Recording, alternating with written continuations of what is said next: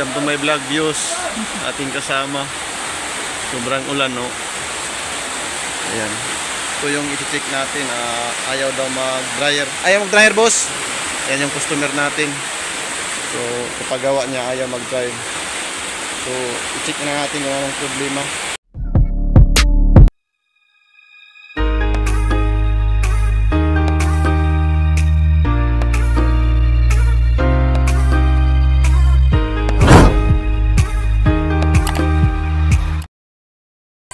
Ganito lang yung gawin pag ayaw mag-dryer. So, i-check yung kapasitor, then yung ito, then yung timer.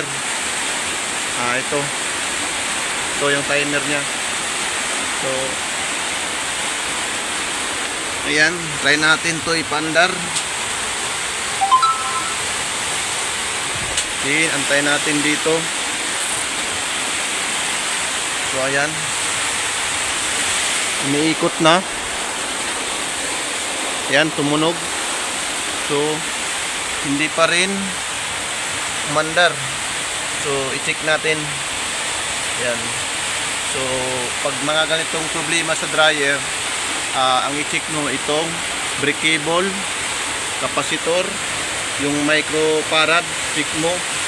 Din dito.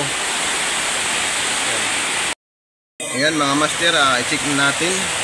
So, mabilis lang natin makuha kung ano yung problema. So, ayan, kung nakikita natin dito, so hindi na siya, naputol siya. Hindi siya nag-o-open ng ganito. Ayan, oh, matigas na, oh. Ayan, naglalak siya. So, ito rin brake cable na naputol. So, try natin to tanggalin yung lock din, oh. Ayan, ayaw mag-lock. So, ayan mga kamaster, dahil wala tayong pampalit sa ito, isang buo, so ginawa muna tayo ng diskarte para magamit ng ating customer. So, magtatagal naman to pag ganito yung natin ginagawa. Basta matagal to masira, so nilagyan natin ng cable tie na lang. Yun na lang yung diskarte natin, kasi napuputol dito, matanggal. So, itry na natin. Yan, saksak mo, boss. Saksak mo. Yan. I-try natin to iikot.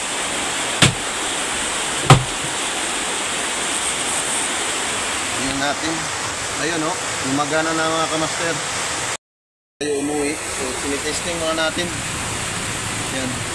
So, mag-antay tayo kung tumuyo yung nilagay ng ating customer. Tapos na. So, try natin kung na tuyo ba yung damit.